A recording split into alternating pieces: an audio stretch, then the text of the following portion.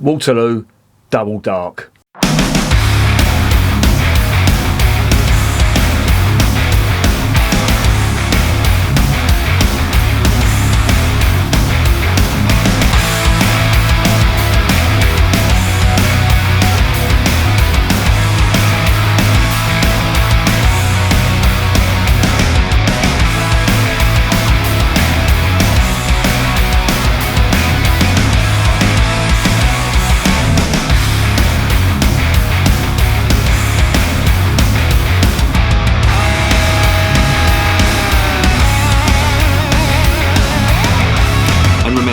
Life is too short to be drinking shitty beer. Welcome to another edition of Bands, Bikes and Booze Reviews. Outside there is some twat letting off fireworks. I do apologise, it's sending the dogs mad if you hear barking, if you hear bangs going off. It's not World War III, it's some bell end with some fireworks. Now I don't know about you and what your views on fireworks are, but please just think twice before you buy fireworks, because it sends dogs and cats and any other pets. They don't like it. If you imagine you're a dog, you can hear them explosions 10 times louder than we can. You know how good dogs' hearings are? Well, they can hear that fucking explosion 10 times louder, and it shits the life out of them. So please, just fucking don't buy fireworks. They're the biggest waste of money going. Anyway, rant over. Just my opinion, as normal. What have we got? We have got a bottle of this stuff. Waterloo Double Dark. I liked it because I like my history, and I do like stuff about the Napoleonic Wars. I must admit, you know, I love my history and all that, and especially military history. And I have to admit, my Napoleonic War history is a little bit rusty, but I still do, you know, enjoy reading about it, especially the naval campaigns, etc. But that's what turned me onto this stuff, and it's a really nice label that it's got on this. But it looks old, and you'd think it came from you know, a very old traditional Belgian brewery, but it doesn't. The origins of this beer go back to 2014, but the origins of the brewery go back over 100 years, and the people or the person who was instrumental in getting this brewery set up was a fella called John Martin. Doesn't sound very Belgian, does it? It's because it isn't. He was English. He was from Newmarket, a place that is in Suffolk, if I am not mistaken, renowned for the racecourse and the basically horse racing. That's what Newmarket is renowned for. Quick little story about Newmarket.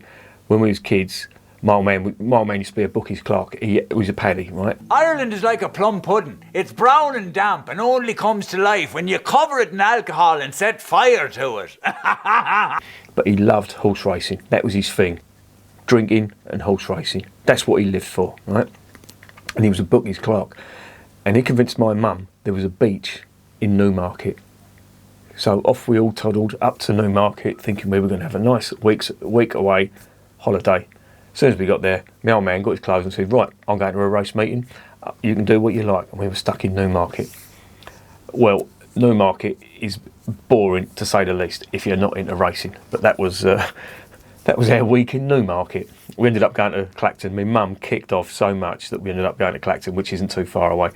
And yeah, that's another story. Anyway, let's get back to John Martin. So yeah, he was from Newmarket. He went over to Antwerp in 1886, I think it was, or 1889, was it? I think it was 1886.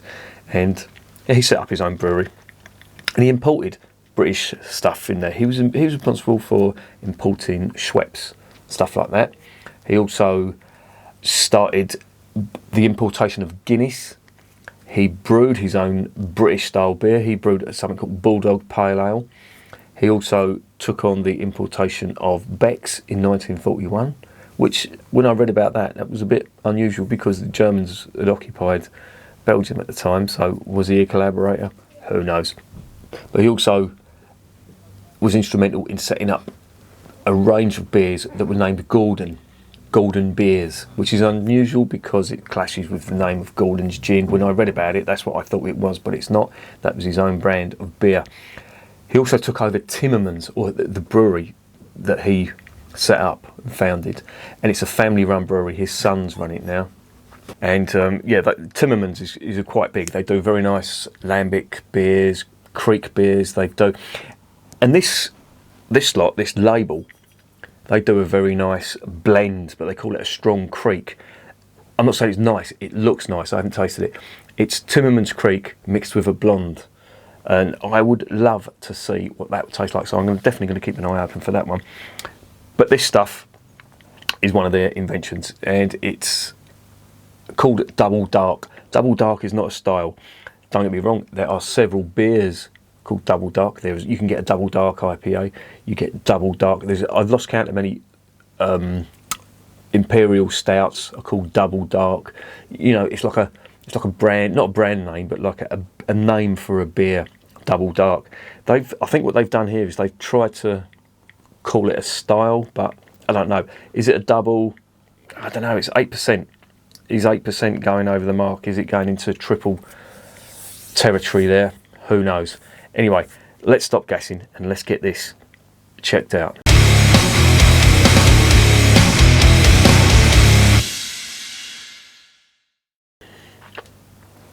Right, first of all, I want to show you the label because this is what made me buy it. Very nice. That looks like British cavalry, not French cavalry, so you can see where his loyalty lies. Would that be the Royal Scots Greys? It wouldn't be, because the horses are black and the Royal Scots Greys only use white horses, so I don't know what regiment that is supposed to depict. Some generic regiment. It's got EU protected status, genuine Belgian beer, product of Belgium. It's 8% in the volume. It's a 330ml bottle. I'm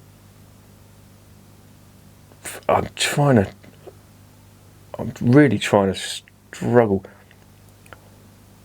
Craft beer brewed since 1456. Famous since the Battle of Waterloo, 1815.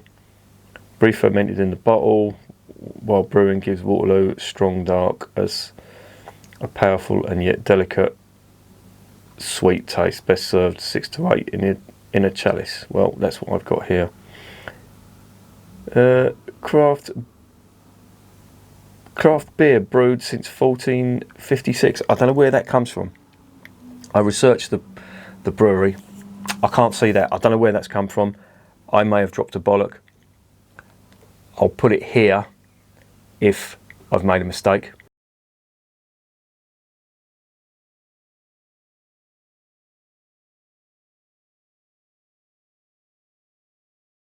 But there you go. Anyway, let's get it open and let's see what's going on.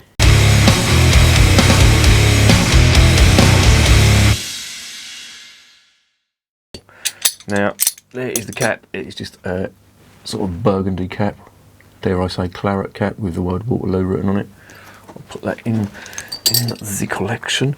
Yesterday was a strange day. I tried, I think it was 4 beers. None of them had any flavour or aroma. And I was really starting to get worried. I thought I had symptoms of COVID. But I got my missus to try it. And yeah, she said they had no taste either. And I seriously considered cracking this open to see if I had lost my sense of smell and taste, because I know, I'm pretty sure this is going to have strong flavour and aroma. If it hasn't, the fucking alarm bells are going to start ringing again. It's not massive. The aromas aren't massive on this. In fact, fucking hell, have I got COVID? Or am I just really unlucky to have bought 5 beers that have got no big aromas? I really can't get anything from that at all. Fuck, have I lost my sense of smell? Right, that's worrying me. I really can't get anything from that at all. But there it is in the glass. Please, please, let there be some flavour. Not so much for your benefit, but for my sanity.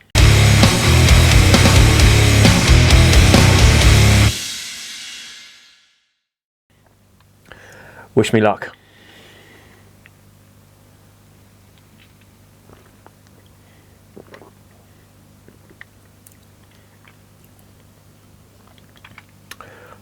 Well, thankfully, there's some flavour. First thing that hits me is big spirit alcohol. Then caramel malt. Then some caramel malt, sweet caramel malt mixed with molasses.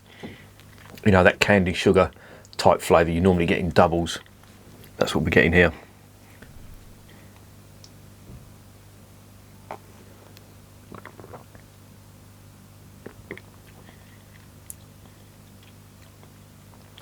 Carbonation is quite big.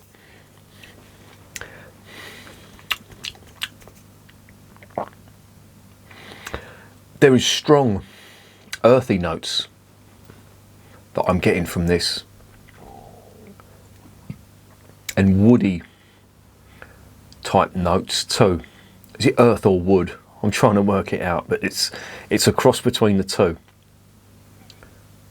If you can imagine a woody type flavour, which potentially it could be if this is, you know, has taken off some of the character from the wood of the barrels that it's been fermented in.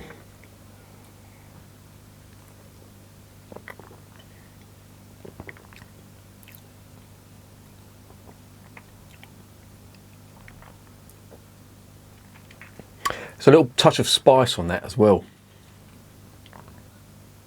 but it's not big. The big flavours on this are the ethanol and the big caramel malt and the sugar sweetness, the molasses, brown sugar, caramelised sugar type flavour, as you would expect from a Belgian double. That does that does have more in common with a Belgian double than anything else. So the description double dark sort of describes it, but the ABV is big, and their doubles normally tend to range from 6 to sort of 7.5. Once you go up to 7.5, you're sort of in the triple territory. But I suppose if they've called it a double dark, well, it is quite dark if you look at it. That is a pretty descriptive name. That's darker than your average double. If you hold up to the light, it's a very, very dark brown colour. But it's quite nice. I mean, it's not an outstanding Belgian double. It really doesn't, you know, threaten the Vesmals or the Orvals or the Chimets of the Belgian beer world. But it's quite pleasant. No complaints there.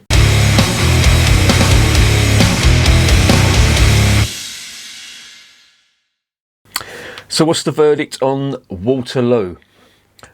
Funny story before I get onto that about Waterloo.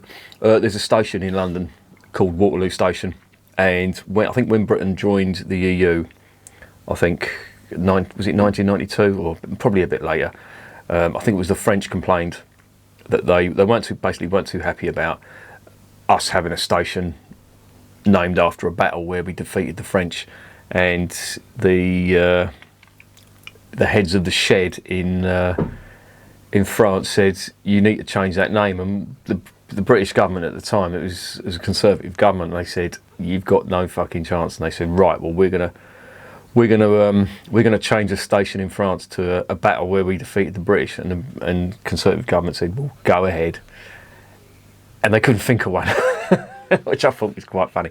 I don't know whether that's urban myth, but I'd love to think that it's true. I was very disappointed when I found out that the old thing about the two fingers up comes from British archers or English archers from the 1400s, where if they were captured by the French, they'd cut their two fingers off so they couldn't draw a longbow apparently. And a way of insulting the French was to give them two fingers to show that they could still draw a longbow. Absolute bollocks, made up by the Sun newspaper. That bastion of truth, the Sun newspaper, back in I think it was 81 or 82 or something, I don't know. But yeah, anyway, I'm going way off topic here. What do I think of Waterloo? It's not bad. It's just okay. The flavours are there. I will give it kudos for giving me the assurance that I haven't got fucking COVID-19 and I can taste beer. It's just that I happened to buy 4 fucking beers yesterday that had no aroma or flavour. They were the Kilkenny Irish Red Ale. What was the other one? Exmoor Stag. Didn't really get much out of that. The Hannon Alt Beer. and there was one other. I can't remember what it was, but the first one really didn't taste of anything. It was the Harvey's Dark Mild. Didn't taste of anything. So yeah, that was a bad day in the man cave. That was, but yeah, I've had sanity restored with this one. It's okay. I'm going to give it a 7 out of 10. Possibly been a little bit generous. I've given it a half mark for restoring sanity, so the true mark is probably 6.5. The flavours are there, but they're not massive. There's big spirit alcohol, which isn't to everybody's taste. I love it in a Belgian double. That's just me, though. Some people don't like that really big, strong alcohol flavour, but it's okay. And I like the label. I like the label. That's really no recommendation for a beer, is it? But I like the label. And yeah, a British company, or a British founded company in Belgium, brewing beer. Not the best double, but just okay. So 7 out of 10 is a fair mark, I think. And remember, beer is working class champagne.